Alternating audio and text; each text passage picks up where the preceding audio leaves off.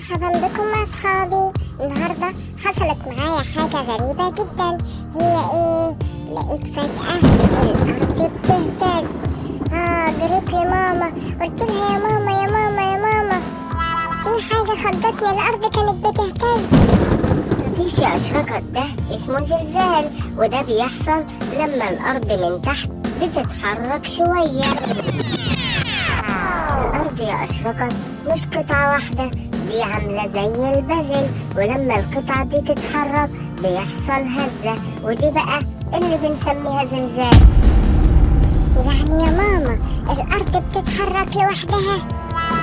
مش دايما، ولما بيحصل لازم نكون شطار ونعرف نتصرف ازاي.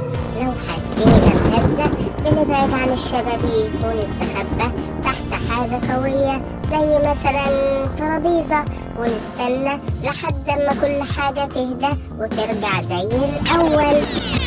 أنا كده فهمت يا ماما، الزلزال مش بيخوف، بس لازم نكون عارفين نتصرف.